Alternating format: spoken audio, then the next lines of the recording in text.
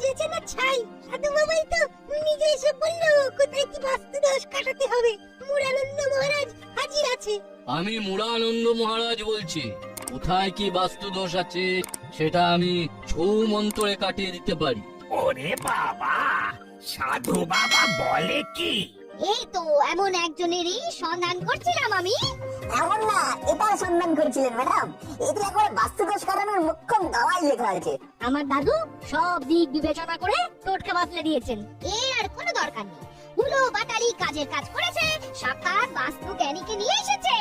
ইনি এবার থানার বাস্তু দোষ কাটাবেন। তোরা তাহলে এবার মানে সরে পড়, যা ধরবার আমরাই ধরে দিচ্ছি। বাবা, সাধু বাবা যে তাকিয়েই ভস্ম করে দেবে মনে হচ্ছে।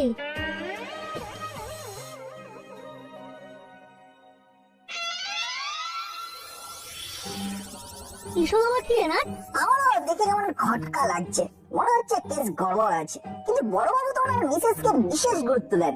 আমাদের কথা কি শুনবেন? আমাদের তাহলে চুপি চুপি কাজ গুছিয়ে ফেলতে হবে।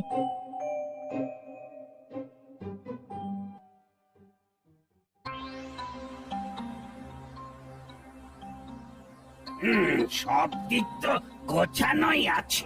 অত কি দেখার আছে মহারাজ? আছে আছে, কাজ আছে, বিস্তর দোষ আছে।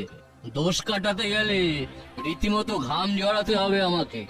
আপনি যা করার হয় করুন মহারাজ, শুধু পানিশনটা হয়ে গেলেই হবে। আমি এদিকে যা করার করছি, তবে তোমাদেরও কাজ আছে।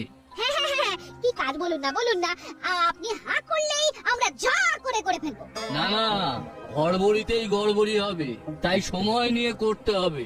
নিম পাতার ধোঁয়া ধুনোর সঙ্গে মিশিয়ে এখান থেকে 500 মিটার দূরে যে জলাশয় আছে তার চারপাশে 100 বার ঘুরতে হবে। প্রমোশনের জন্য যদি ধোঁয়া দিতে হয় তবে তাই দেব।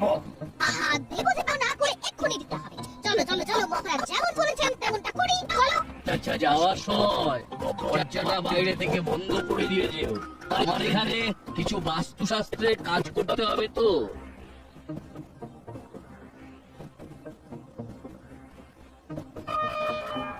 এই তো যেমন ভেবেছিলাম তাই হয়েছে। ময়দান ফাঁকা, এবার ঝটপট চালাতে হবে।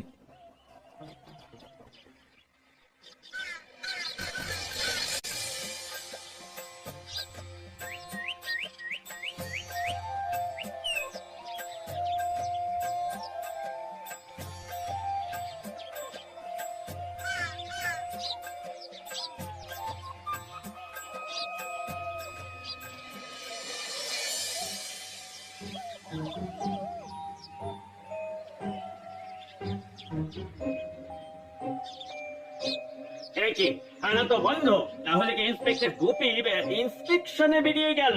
সেটা হয়ে গেল, কিন্তু এদিকে কি হলো সেটা একবার চোখ বুলে নেন না।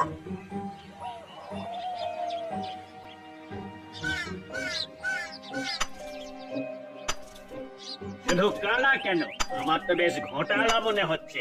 ভেতরে কোনো অপারেশন চলছে মনে হচ্ছে।